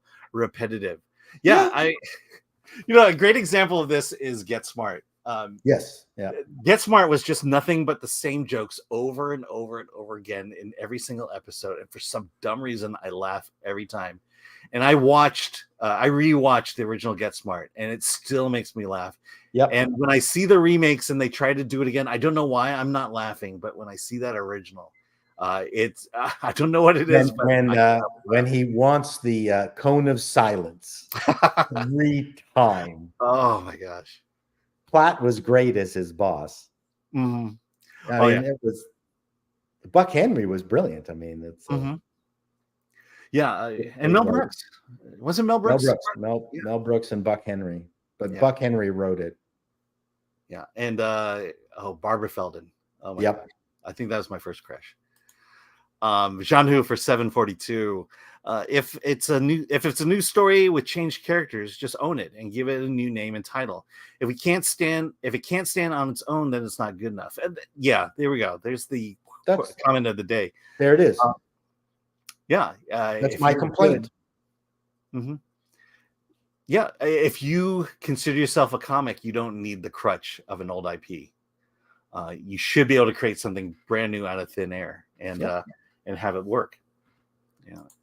Andrew Cram, Paul Wrong. Not sure about what, but we'll take it. I'll accept that. Okay, Davina Duckworth. What's the deal with racism? From Rumble, from Arcade Alchemist. Velma is aimed at who? Just like X-Men 97. I think X-Men 97 is definitely aimed at fans of X-Men, of the original X-Men. But who is Velma aimed at? I don't know. Yeah, because people who think like that the audience would be original fans of Scooby-Doo and potentially creating new fans, the children of the fans of Scooby-Doo. Well, the children is right. Is out of the question. But Velma is aimed at the modern audience. Mm-hmm. That's what it's aimed at. X-Men 97 is not. X-Men 97 is good. I was actually shocked at how good it was. Yeah. I haven't seen the last episode, but I'm impressed so far. Patrick Loomer, Marx Brothers were vaudevillians. Yeah. Well, let's just say the early films were Broadway plays, I believe. Right. Stage plays. And I do believe they came up through the vaudeville system. Yes. That's what got them to Broadway. Yep. And then ultimately the movies. So from Flav, puppy power. Davina Duckworth, I would have only one movie made money. Only one Marx Brothers movie made money. The rest were failures. Which one? Don't say Night at the Opera. Night at the Opera. Well, that was definitely based on the play. Let's see. Davina Duckworth, I would have gone away with it too if it weren't for you meddling kids. She also says, I'm still watching Police Squad. That's so funny. It is. I will say I love Police Squad, but they ended it at the right time with that 6th episode. I kind of realized that 6th episode, all the steam was gone, and they knew enough to just stop. Because that 6th episode was a stand-up comedian episode, and I don't recall. Okay, so Solomon Thornton, they're good comedies out there, and I know that there are some smart Gen Z and alphas that will study the past to make great comedy for the future. Sure, absolutely. The thing I will say about that is they will do it on their own. Yeah, with no prompting from anybody because they love it. They're teachers. Yep. Yeah. Because they love it. Mm-hmm. Absolutely. Pilgrim Media for $2. Thank you. Buck Henry wrote "Meet the Douchebags" for SNL. Yes. Okay, that one comes later. Got that one. And here we go. From Bill S. Preston Esquire, the modern audience is as elusive as Lieutenant Hawk's silent fans of polka. Okay, I am absolutely lost on that one. Yeah. Okay. I will say that I did a 20-week stint at local stand-up shops just because I'm not really a stand-up. Mm-hmm. And I did fair to middling to bad. I might go into it again just because I want to like really nail the art form better. It's one of my bucket list things. But playing in front of an audience that doesn't know you is vastly different from going on the stage as a frantic and just the adulation that you get walking onto a stage where people love you to begin with.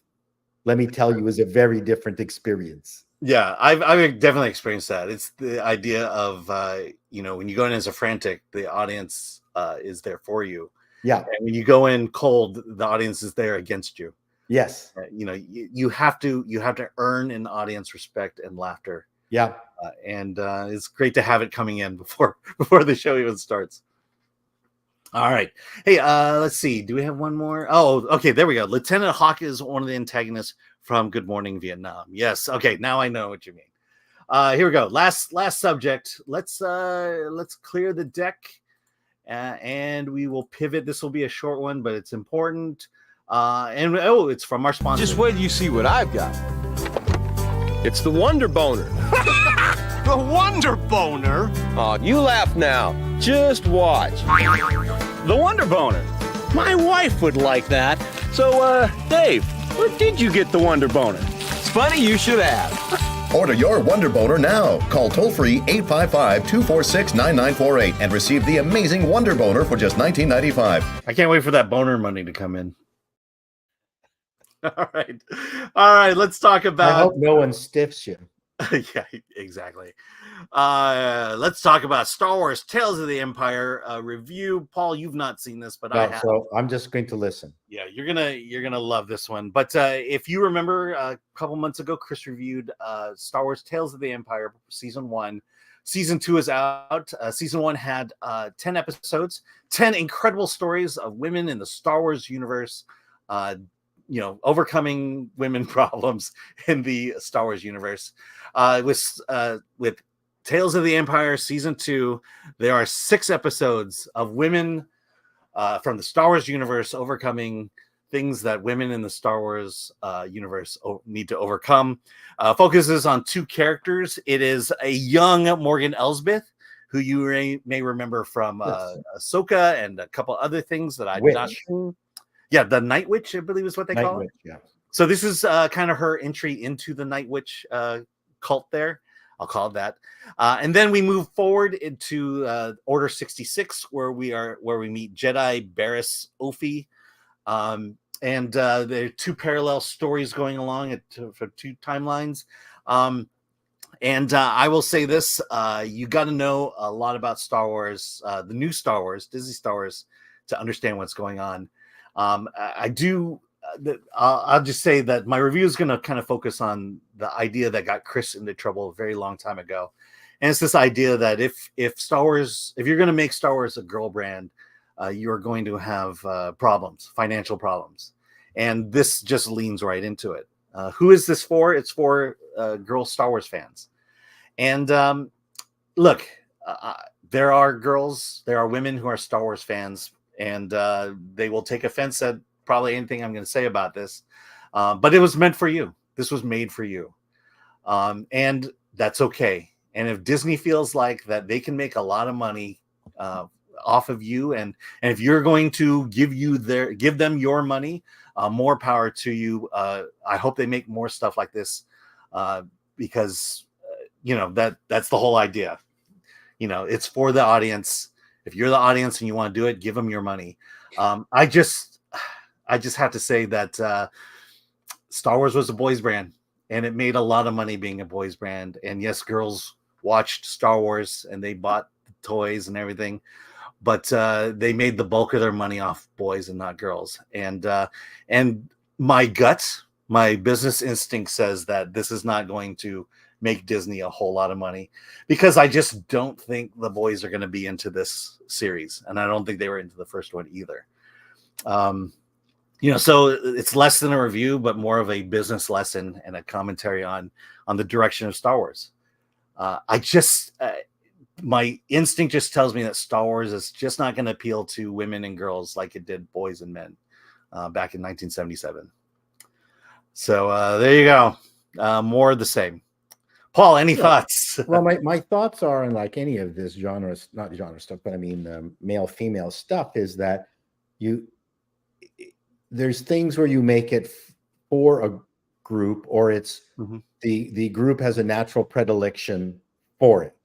So not that women don't like sci-fi, but men like sci-fi, space, mech, pew, pew, pew stuff. That's you just tend to like that. You can't say that's specifically a male thing, but we will fashion a gun out of popsicle sticks within 3 weeks of coming out of the womb, much to the chagrin of our parents, right?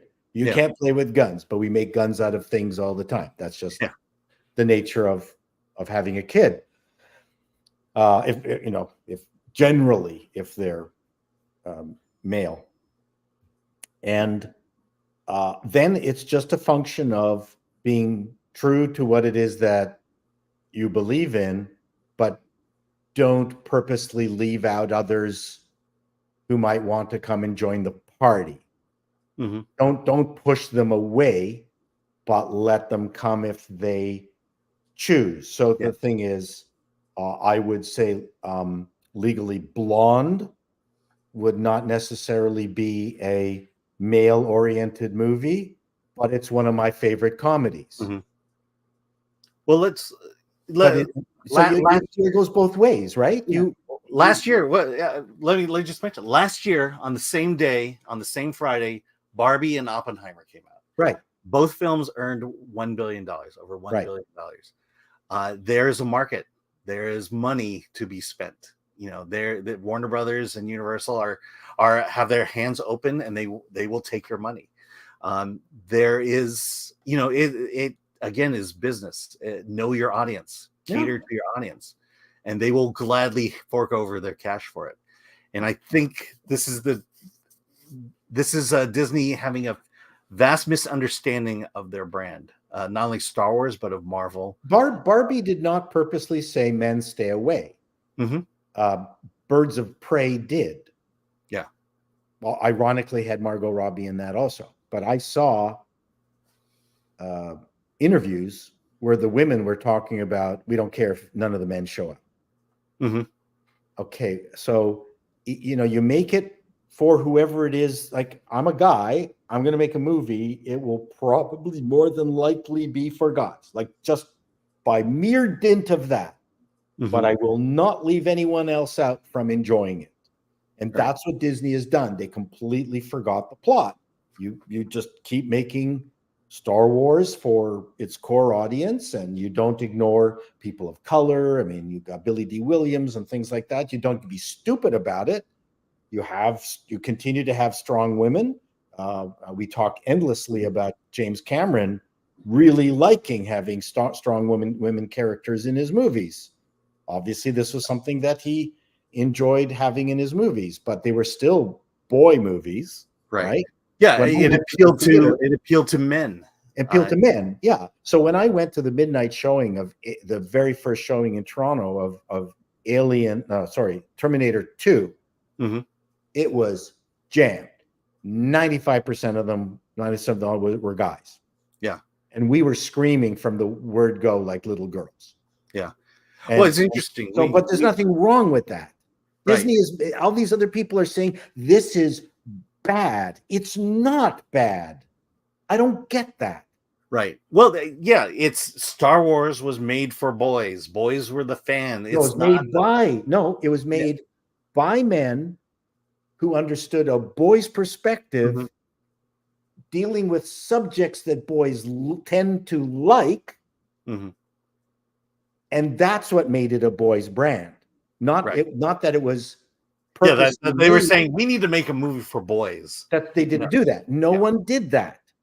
They did what interested them. And the thing is, Lucas was a gearhead. He made movies about cars, things that men like, because he's a guy. So that's what made it a boy brand, just because it was done by a boy and a male and . So yeah. And it's not that you can't make a movie for a niche audience. The caveat is you're going to get a budget, or you should get a budget that is fitting for that will make money. And what you'll soon learn is that if you make a successful movie for a niche audience that appeals to a broader audience, the studios will give you more money to do the exact same thing over and over again, because that's what they also force you to maybe make it broader. But one of the things that characterizes chick flicks is that it's relationships and love, whereas guy films tend to have gear porn, and I've talked about that before. Gear porn is very important in boy brands and male dominated movies. That sequence in Commando where Schwarzenegger is arming up, that's like 10 minutes. Bullets, bombs, grenades, that's orgasm moment. Oh, I mean, when my son and I saw Iron Man 1, and he finally got the suit together and was being the tin can suit. Yeah. I mean, that was for a guy, both suits actually. Iron Man 1 had a sequence where someone was soldering, depending on where you come from. Soldering. Like, that's who in their right mind would have an adventure sequence with soldering? There's no chick film that would have soldering in it, right? Yep. But not that. So yeah, we're running out of time here. So I'll just say, what was I going to say? Yeah. Okay, we'll just move on. Let's go to your comments with this. Bill S. Preston Esquire, Star Wars Women Talking. That's right. Red French Moon, Order 66 again, for fuck's sake. It just leads up to it. It's not about that. Patrick Lemire, Stunning and Brave Wars. For Andrew Cram, girls probably do not care. Oh, I was going to mention that one thing that surprised us, we were talking to the director of one of the recent Blumhouse movies, and he just outright said, you'd be surprised, but horror films appeal to women. Yep. The majority of women, and they make the movies to appeal to the majority of women. And and they know that that's a winning combination. And you know what else women like are murder mysteries and death, things that involve gruesome deaths. Yeah, especially the cats and kittens. From Solomon Thornton, George Lucas made Star Wars for kids.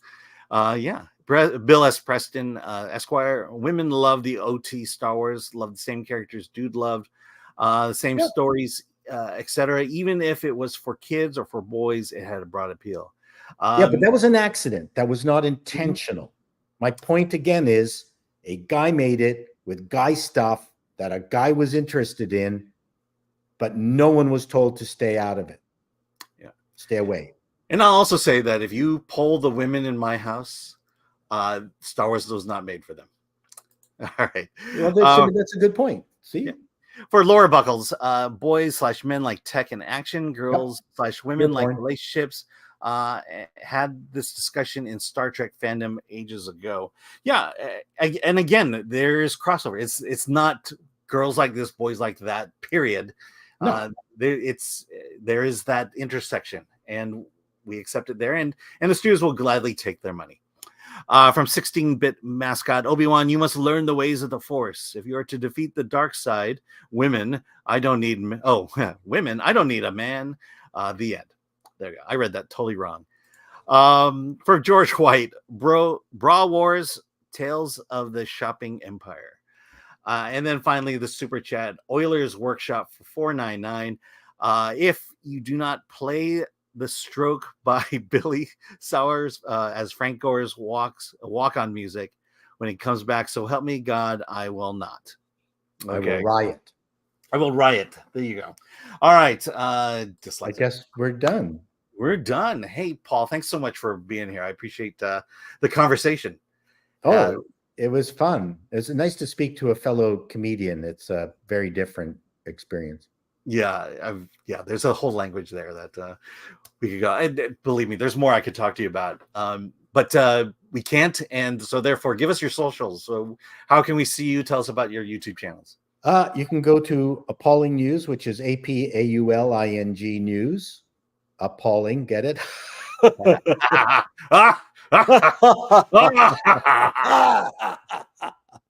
And then my other channel which is my showbiz channel, is called Call Me Chato, CHATO, me, Call Me Chato. So I'm happy to have you at either channel. I enjoy myself enormously, and I enjoy this community that I've been invited to participate in. You're all really, really good and very gracious, and I appreciate your the fun that we have together. Absolutely. Well, again, thank you so much for joining us. Thank you to everyone who joined us today, everyone in the chat. In fact, big thank you to our mod, Lord Thoth. We got Atomic Lori in the background producing. Glenn Nuccio has also big help in terms of getting the videos up and the look and feel of everything. And of course, to Chris Gore, who is in the chat watching us now. Thoughts and prayers for your quick return. Just to let you know, Friday we will be talking about The Fall Guy, Tarot, and maybe another movie. Dante James will be joining us there.